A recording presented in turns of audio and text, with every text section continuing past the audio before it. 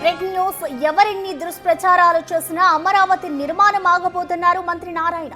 ఈ విషయంలో ప్రతిపక్షాలు చేస్తున్న ఆరోపణలన్నీ అవాస్తవాలన్నారు. కావాలంటే వచ్చి పరిశీలించుకోవచ్చని సూచించారు మంత్రి. వెస్ట్ బైపాస్, కొండవీటి వాగు ప్రాంతాలను పరిశీలించారు మంత్రి. ఇటు రాజధాని పనులు పెద్ద ఎత్తున జరుగుతున్న వేళ అక్కడక్కడ కొంతమేర నీళ్లు ఆగడం జరిగిందన్నారు. అయినా సరే 24 గంటల సమయంలోనే మళ్లీ పరిస్థితి మామూలుగా మారిందన్నారు. కొంతమంది కావాలనే అమరావతి మునిగిందని ప్రచారం చేస్తున్నారని, అదంతా సరికాదన్నారు మంత్రి నారాయణ.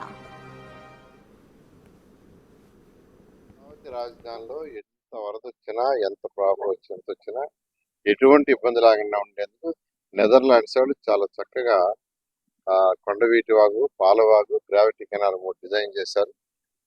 దానికి సంబంధించి పంపింగ్ స్టేషన్స్ 22,000 క్యూసెక్ల వాటర్ని పంప్ చేసే విధంగాను చాలా పకడ్బందీగా చేశారు.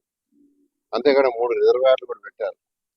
3 రిజర్వాయర్లు యాక్చువల్గా పెట్టారు. అయితే ఇప్పుడు వర్క్స్ జరగటం వల్ల ఇటువంటి అబ్స్ట్రక్షన్ జనరల్ గా ఇంత పెద్ద వర్క్స్ జరిగేటప్పుడు 340 కిలోమీటర్ల రోడ్లు. ఇప్పుడు రోడ్లు వేసేవాళ్ళు నేను ఇప్పుడే చూసా. నవయోగ వాళ్ళు వర్క్ చేస్తున్నారు ఇక్కడ.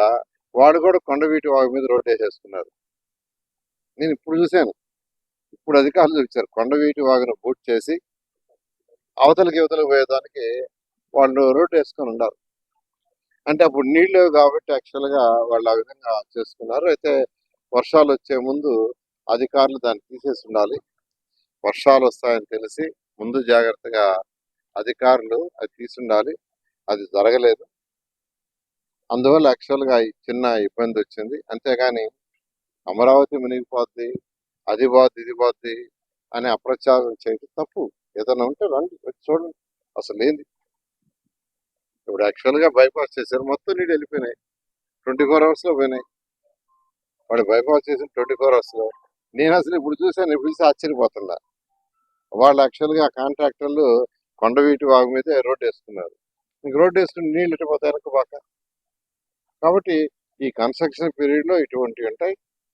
అందుకని ఇప్పుడు అధికారులు చెప్తున్నాను, మళ్ళా ఫర్దర్ గా వర్షాలు వచ్చినా ఇబ్బంది లేకుండా ముందు జాగ్రత్త తీసుకోమని నేను అందరికీ చెప్తున్నాను. అమరావతి క్యాపిటల్ సిటీ ఎవరు ఎన్ని దుష్ప్రచారాలు చేసి